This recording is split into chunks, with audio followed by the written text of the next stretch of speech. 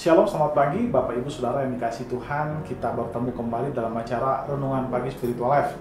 Pagi hari ini kita akan kembali melanjutkan pembacaan Alkitab kita yang terambil dari Lukas pasal 20 ayat 1 sampai 8. Nah, judul perikop itu adalah pertanyaan mengenai kuasa Yesus. Saya akan bacakan bagian firman Tuhan ini bagi Bapak Ibu Saudara sekalian. Pada suatu hari ketika Yesus mengajar orang banyak di Bait Allah dan memberitakan Injil, datanglah imam-imam kepala dan ahli-ahli Taurat serta tua-tua ke situ. Dan mereka berkata kepada Yesus, "Katakanlah kepada kami dengan kuasa manakah engkau melakukan hal-hal itu? Dan siapa yang memberi kuasa itu kepadamu?" Jawab Yesus kepada mereka, "Aku juga akan mengajukan suatu pertanyaan kepada kamu. Katakanlah kepadaku, baptisan Yohanes itu dari sorga atau dari manusia?" Mereka mempertimbangkannya di antara mereka dan berkata, "Jikalau kita katakan dari sorga, ia akan berkata, mengapa kamu tidak percaya kepadanya? Tapi jikalau kita katakan dari manusia, seluruh rakyat akan melempari kita dengan batu, sebab mereka yakin bahwa Yohanes adalah seorang nabi." Lalu mereka menjawab bahwa mereka tidak tahu dari mana baptisan itu. Maka kata Yesus kepada mereka, "Jika demikian, aku juga tidak mengatakan kepadamu dengan kuasa manakah aku melakukan hal-hal itu." Saudara dikasihi Tuhan, di dalam perikop yang baru saja kita baca, ini merupakan perikop yang merupakan kelanjutan dari perikop sebelumnya, yaitu setelah Yesus membersihkan Bait Allah dari para penjual-penjual yang berjualan di Bait Allah, dia menyucikan Bait Allah, dan kemudian satu ketika dijelaskan bahwa dia sedang mengajar di Bait Allah. Tiba-tiba datanglah orang-orang tua-tua orang Yahudi, ada imam-imam kepala, ahli Taurat, dan juga tua-tua dari orang Yahudi datang menghampiri Tuhan Yesus. Lalu kemudian mereka bertanya kepada Tuhan Yesus, apa kewenangan dia menyucikan Bait Allah? Sebenarnya ada dua pertanyaan dari pertanyaan mereka.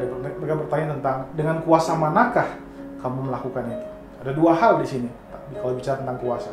Kuasa bicara tentang kewenangan. Dengan kewenangan siapakah Yesus melakukan itu? Itu yang pertama.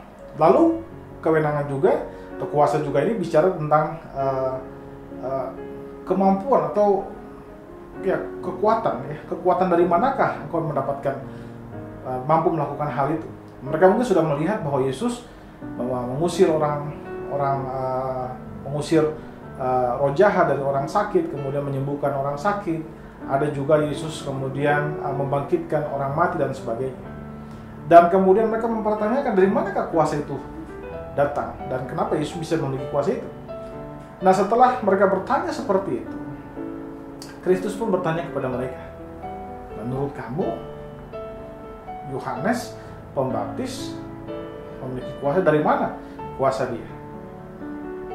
Nah, saudara yang dikasihi Tuhan, setelah mendengar pertanyaan itu, mereka tidak bisa menjawab. Karena mereka berpikir kalau mereka menjawab kuasa itu atau otoritasnya itu datang dari Allah, dia akan bertanya, "Mengapa kamu tidak percaya dengan Yohanes Pembaptis?" Kalau mereka percaya dengan Yohanes Pembaptis, maka mereka juga harus percaya dengan Yesus. Karena Yohanes Pembaptis bersaksi tentang Yesus. Tapi kalau mereka menjawab bahwa Yohanes Pembaptis itu bukan dari Allah, tapi dari manusia, maka mereka pasti akan dilempari batu oleh orang Yahudi. Kenapa? Karena orang Yahudi menyadari betul bahwa Yohanes Pembaptis itu adalah seorang utusan Allah. Dan otoritas yang dia punyai adalah otoritas daripada Allah. Dan saudara, akhirnya para tua-tua Yahudi ini menjadi dilema. Mereka tidak bisa mengatakan dari mana kuasa Yohanes Pembaptis. Lalu Yesus berkata bahwa oke, kalau kamu tidak bisa mengatakan itu, saya pun tidak bisa mengatakan dari mana otoritas atau kuasa yang saya miliki itu berasal. Nah, saudara, jika kita lihat di sini ini cukup menarik bahwa orang-orang Yahudi pada dasarnya sudah mungkin kisah tentang Kristus itu sudah tersebar di seluruh penjuru Israel. Kita bisa lihat misalnya pada saat Yesus masuk ke Yerusalem, dia disambut oleh orang-orang Yahudi yang ada di sana. Penduduk Yerusalem menyambut kehadiran Kristus. Dan itu merupakan suatu hal yang luar biasa, sesuatu hal yang menunjukkan bahwa Yesus sudah dikenal secara umum. Dia bukan hanya pengajar, tapi dia juga berkuasa atas penyakit, dia berkuasa atas setan-setan, dia berkuasa atas kematian dan membangkitkan orang mati. Tapi rupanya hal itu tidak cukup bagi orang-orang Farisi, dan mereka kemudian mempertanyakan. Tapi saya pikir bahwa mungkin saja mereka mempertanyakan hal itu karena Yesus tidak mempunyai jabatan seperti mereka. Karena itu mereka bertanya, dengan otoritas siapakah engkau melakukan hal itu? Atau dengan otoritas siapakah kamu membersihkan bait Allah? Nah saudara, kita seringkali melakukan hal yang sama dengan orang-orang Yahudi, tokoh-tokoh pembesar Yahudi. Ketika kita ditegur, kita justru tidak berbalik, mengaku dosa, dan kemudian bertobat dari segala dosa kita. Sebaliknya kita malah mempertanyakan, siapa kewenangan Anda untuk menegur saya? Seharusnya kita justru bertobat.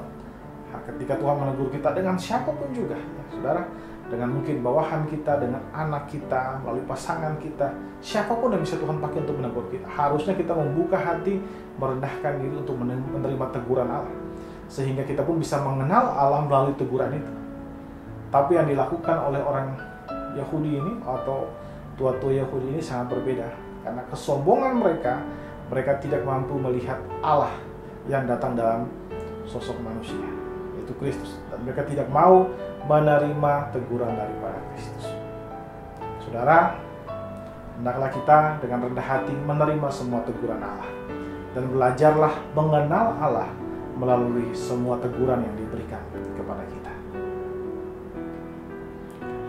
Saudara, mengenal Bapa melalui Kristus merupakan berkat terbesar di dalam hidup manusia.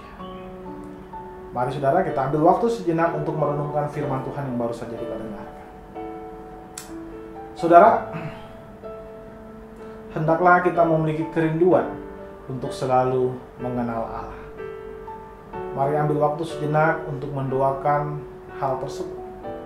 Berdoalah agar Tuhan memberikan saudara kerinduan mengenal Allah melampaui berkat-berkat yang Dia berikan kepada hidup saudara.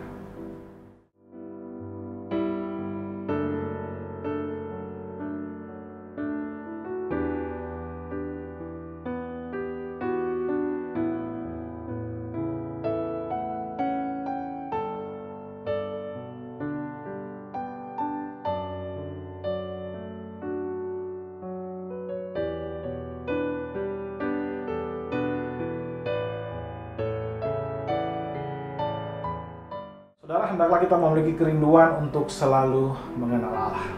Mari kita berdoa.